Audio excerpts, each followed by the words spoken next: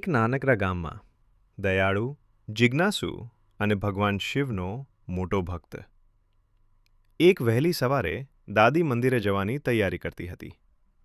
દાદી, આજે બધા આટલા વહેલા કેમ જાગી ગયા છે અને આટલા બધા બીલીપત્રો કેમ ભેગા કર્યા છે?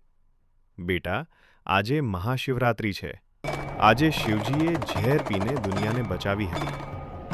કશ્યપ આંખો બંધ કરે છે અને તેને સમુદ્ર મંથન દેખાય છે. શિવજી હસતા મુખે આખું ઝેર પી જાય છે અને તેમનું ગળું નીલું બની જાય છે. નીલકંઠ. કશ્યપ નક્કી કરે છે કે આજે ઉપવાસ કરશે.